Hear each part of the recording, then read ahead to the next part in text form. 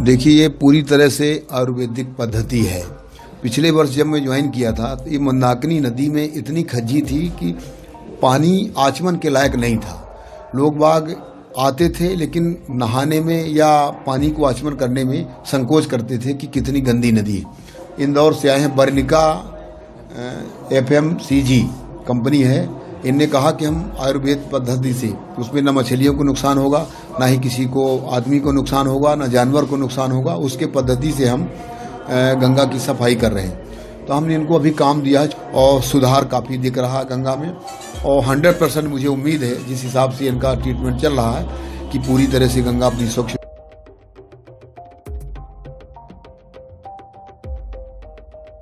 हमारा उद्देश्य ये है कि जो आज की डेट में यहाँ पे सीवरेज है, जो प्रदूषण होता है, जिसकी वजह से खज्जी है, काई है, और लोग आचमन करने के लिए, नहाने के लिए किसी न किसी प्रकार से बिचकते हैं, उनके मन में कुछ ना कुछ रहता है, उसको किसी तरह ख़त्म किया जाए।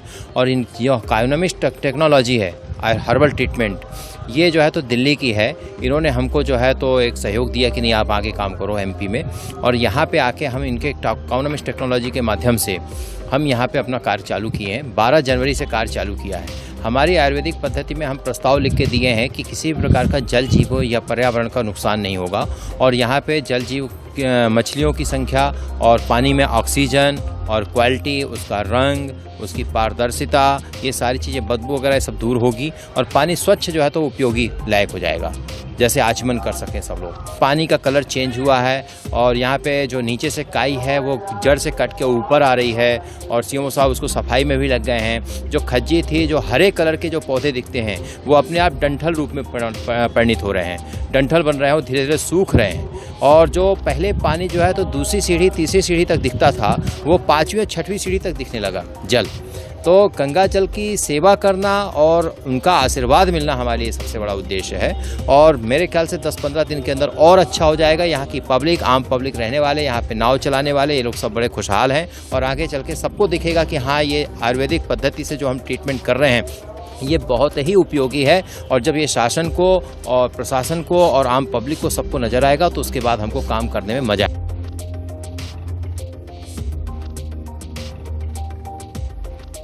हर खबर पर होगी आपकी पकड़। डाउनलोड कीजिए ABP लाइव ऐप। बढ़ते हैं अगली खबर की तरफ। अगली खबर चित्रकूट से जुड़ी हुई है। बात चित्रकूट की उस नदी की जिसके बारे में दावा किया गया है कि उसमें वनवास के दौरान भगवान श्री राम और सीता मैया ने लक्ष्मण जी के साथ स्नान किया था। हालांकि इस दावे में कितनी सच्चाई है इसको तो हम कुछ कह नहीं सकते, लेकिन ये कहानी पर्यावरण के नुकसान और उसे बचाने की कोशिशों से भी जुड़ी हुई है। सभ्यता नदियों के किनारे पली बढ़ी, पर इंसानों ने अगर किसी की जान ली तो वो नदियां हैं। देखिए, ये कहानी आप तक पहुंचाने का सिर्फ एक मकसद है कि आप इससे कुछ सीख सके, अपने आसपास मौजूद लोगों को कुछ सिखा सके। एक मरती नदी को जिंदा करने की इस कोशिश को आप देखिए। आपकी याद में जो सबसे निराश आदमी हो उसके साथ इस कहानी को साझा कीजिए, उसको फायदा होगा और आपको खुशी।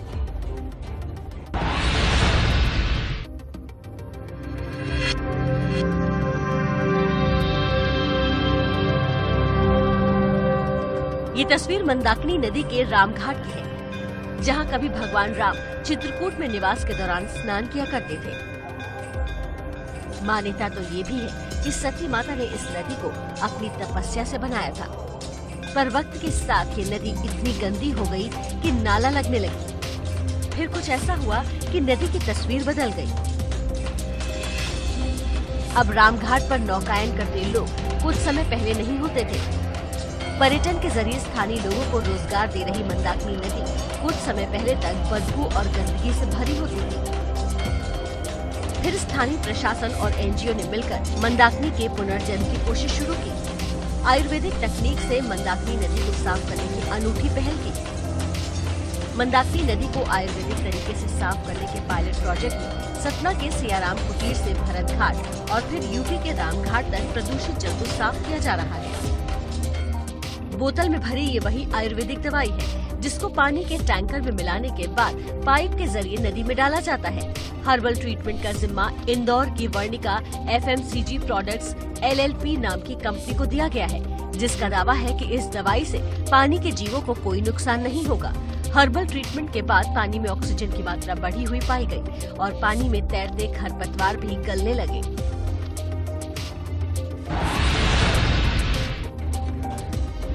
वाकई कोशिश चाहे कितनी भी छोटी हो, बड़ा फर्क ला सकती है।